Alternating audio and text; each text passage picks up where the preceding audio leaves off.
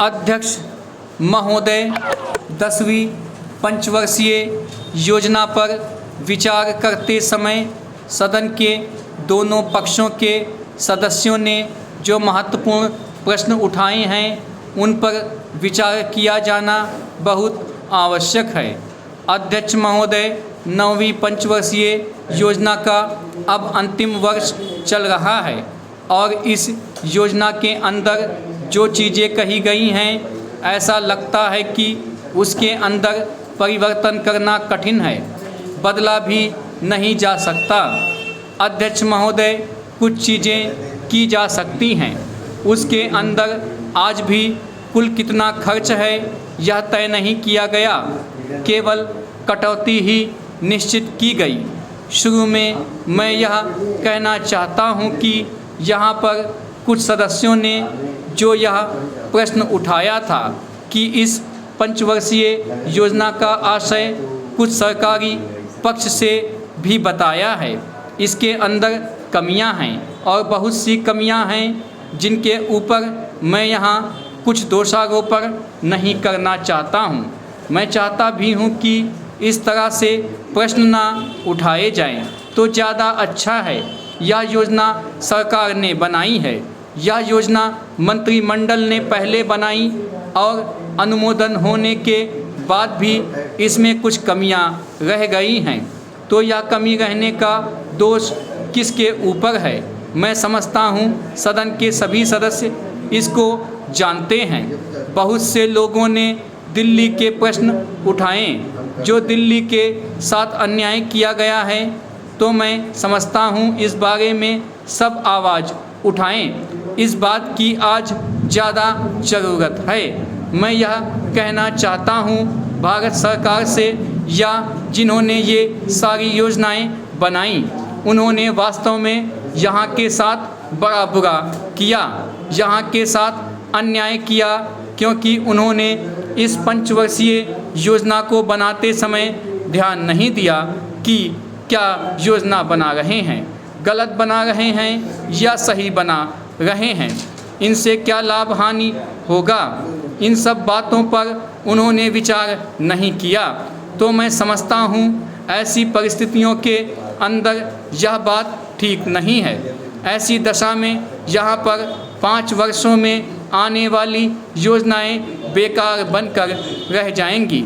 जो कटौती निश्चित की गई है उसको समाप्त करना चाहिए ताकि दिल्ली को हम अंतर्राष्ट्रीय स्तर का एक आदर्श नगर बना सकें। यह बहुत ही आवश्यक है यदि हम इस स्थान की उन्नति चाहते हैं। इसलिए अब मैं अपना कथन इन शब्दों के साथ ही समाप्त करता हूँ। पैरा अध्यक्ष महोदय, आपने मुझे 10वीं पंचवर्षीय योजना पर बोलने का अवसर दिया, इसके लिए मैं आपका आभारी हूँ। आपने मुझे कम समय दिया, इसके लिए भी आभारी हूँ। अभी मेरे से पूर्व कुछ सदस्यों ने हम पर यह आरोप भी लगाया कि हम योजना में विश्वास नहीं रखते। उन्होंने तो यह भी कहा कि हमारे चुनाव घोषणा पत्र में भी उनको इस बारे में कुछ नज़र नहीं आया।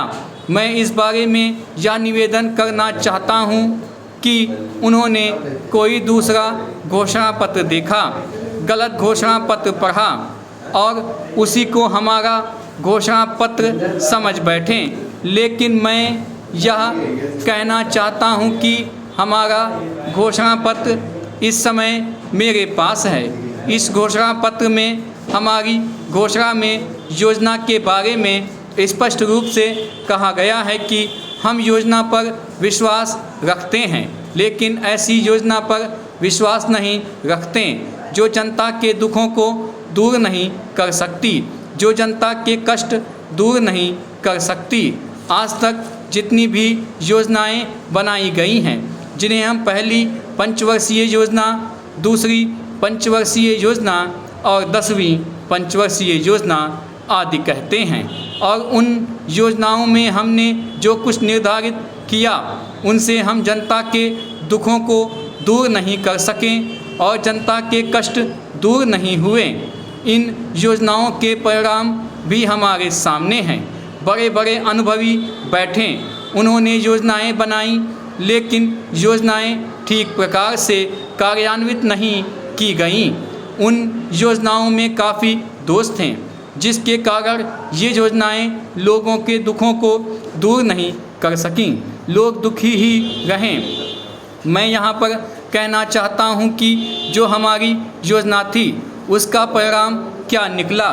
उसका परिणाम यही निकला कि हमें रुपये का मूल्य कम करना पड़ा। जो योजना होती है वह राष्ट्र धन को ऊंचा करने के लिए बनाई जाती है, लेकिन हमारे सामने आंकड़े हैं। इसका परिणाम हमारे सामने है।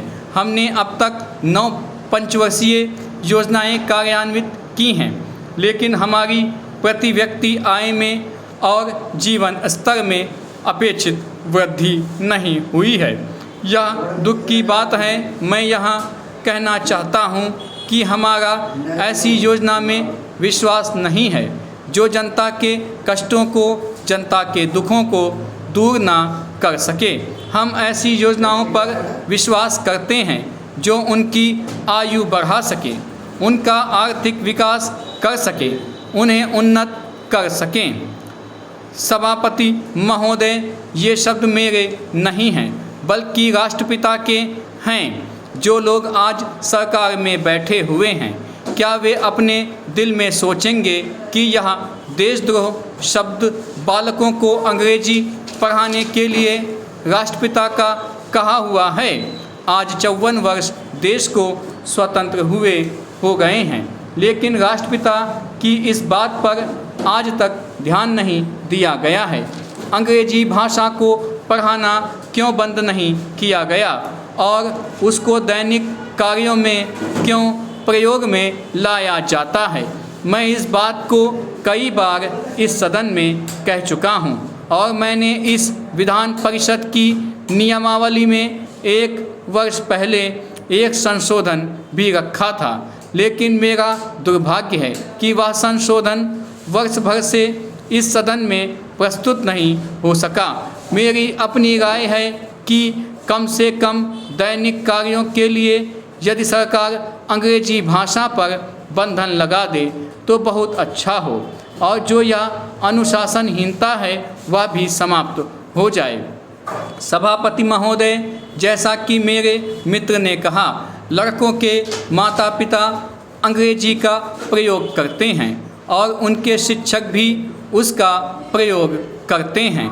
फिर बालकों पर उसका प्रभाव क्यों नहीं पड़ेगा? मैं उनसे सहमत हूँ कि बालकों में नकल करने की आदत होती है। जैसा वे अपने बड़ों को करते देखते हैं वैसा ही वे करते हैं। अगर हम कोई बुरा काम करेंगे तो उसका प्रभाव बालकों पर अवश्य पड़ेगा। आप देखेंगे कि जिस मनोवृत्ति के माता पिता और शिक्षक होते हैं उसी प्रकार के बालक भी होते हैं। हम दूसरों को तो परामर्श दे देते हैं, लेकिन स्वयं उस पर अनुपालन नहीं करते। इसके साथ ही साथ हमको शिक्षा प्रणाली की ओर भी ध्यान देना है। शिक्षा के जिन तरीकों को आजकल अपनाया जा रहा है वे वास्तव में लाभकारी नहीं हैं। सरकार की ओर से इस प्रकार का आदेश होना चाहिए कि 14 वर्ष तक बालकों को अपनी मातृभाषा में ही शिक्षा दी जाएगी और दैनिक कार्यों में भी अंग्रेजी का प्रयोग नहीं होगा। इस प्रस्ताव में अनेक महत्वपूर्ण बातों की ओर ध्यान दिलाया गया है। मैं समझता हूँ कि जब माननीय मंत्री जी इसका उत्तर देंगे तो कह देंगे कि हम बहुत सी बातों पर कार्यान्वयन कर रहे हैं, लेकिन मैं समझता हूँ कि उन पर कोई कार्यान्वयन नहीं हो रहा है।